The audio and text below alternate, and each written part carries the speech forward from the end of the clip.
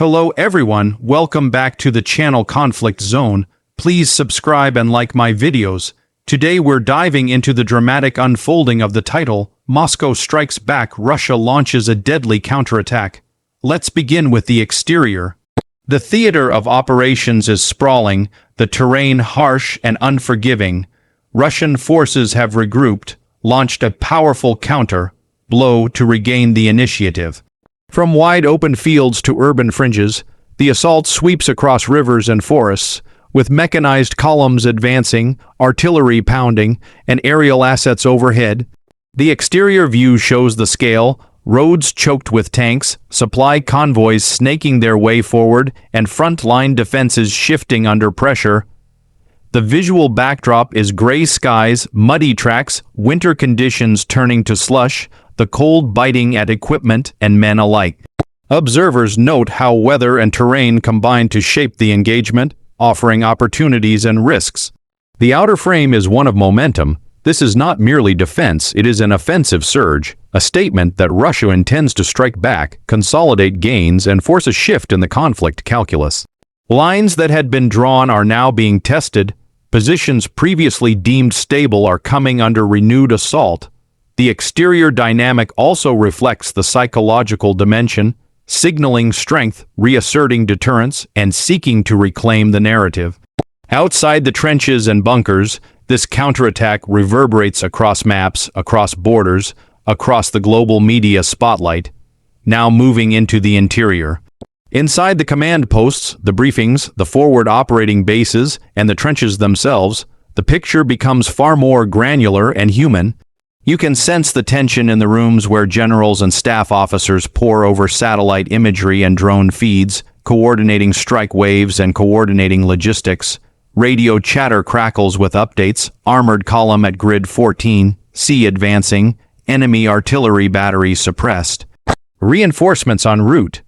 Down in the field, soldiers in cold gear trudge through frozen mud, rifles slung, helmets drawn low, eyes scanning for threats.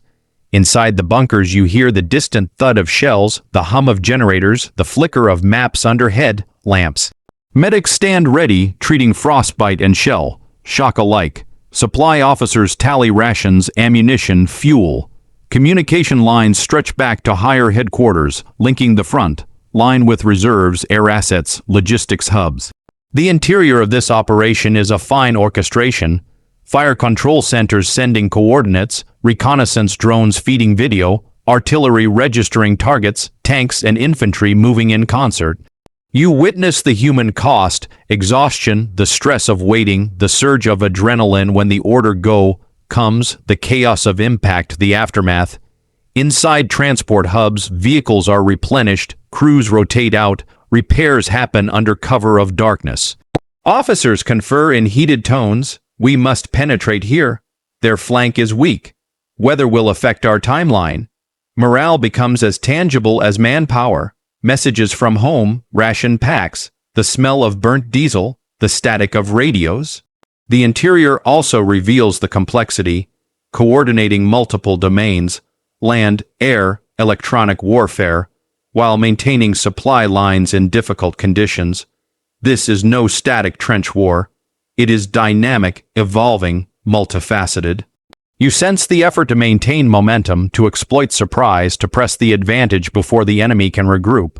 At the same time, you see the risks, overextension, logistical strain, weather delays, counterattacks, intelligence gaps. Inside the operation's heart, you meet the people, you feel the machinery, you sense the risk. And you realize this counterattack is as much about inner strength and preparation as it is about frontal force. Next, performance. The attacking force demonstrates increased tempo compared to earlier operations, moving swiftly and decisively. Mechanized brigades, tanks, artillery, engineers working in tandem. They employ suppression of enemy air defenses, combined arms assaults, rapid maneuver. We see that momentum matters. The faster the advance, the less time the adversary has to react or entrench. Performance is enhanced by pre-planning, logistics, intelligence. Reconnaissance identifies weak spots, the strike packages are synchronized, reserves follow through to consolidate gains. The performance also reflects a balance between risk and caution. The advancing units maintain supply lines, engineer units clear obstacles, anti-air cover protects from strikes. When executed well, this counterattack serves to regain lost ground, to force the enemy onto the back foot, to seize initiative. But performance also faces tests, harsh weather, terrain challenges, enemy ambushes, mines, drones.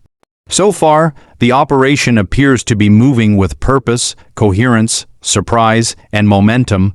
Turning to safety features, in a military context, this refers to risk mitigation, protection of personnel, maintenance of equipment, and operational safeguards.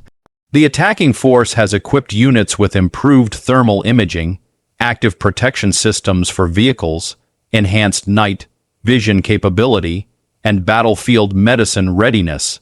Engineers ensure routes are cleared of mines, drones scan ahead for threats, air defenses cover the advance. Commanders emphasize force protection, avoid overexposure, maintain reserves, secure flanks, organize casualty evacuation. Safety isn't just about avoiding losses, it's about sustaining the operation. Logistical units carry spare parts, fuel, ammunition. Medics are deployed close to the front. Communication redundancy ensures orders can pass despite enemy jamming. These safety measures allow the counterattack to maintain pace without collapsing under its own size. Further, intelligence assets monitor enemy counter moves, preventing surprise attacks and ensuring that units aren't exposed. In short, safety is built into the plan, not afterthought. Unique selling points.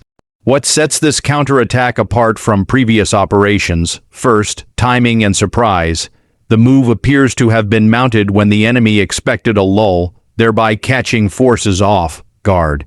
Second, integration of multiple domains, land, air, electronic, intelligence, making the assault comprehensive rather than piecemeal. Third, logistics readiness. The attacking side seems to have prepositioned supplies, repaired infrastructure, secured supply lines enabling sustained momentum.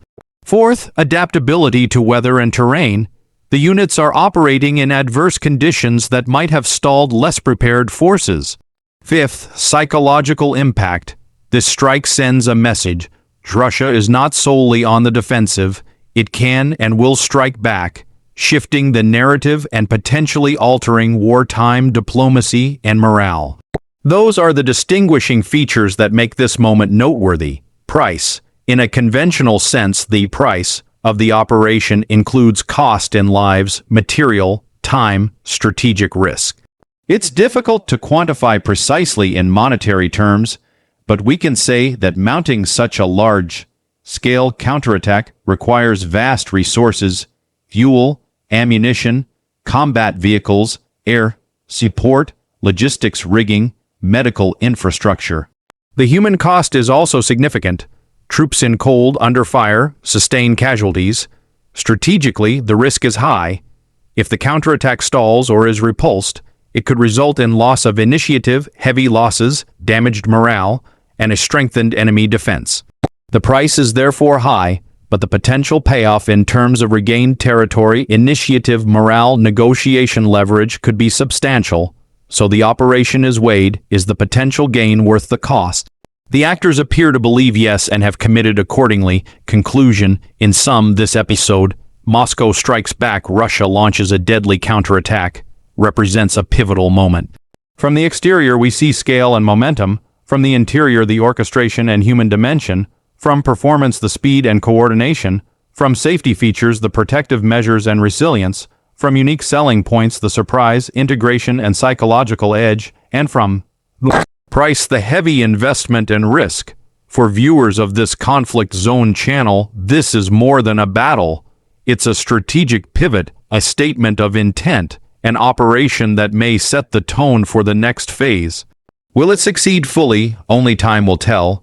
But the bell has rung, the forces are in motion, and the world is watching. Thank you for watching. Please subscribe and like, and stay tuned for further updates from Conflict Zone.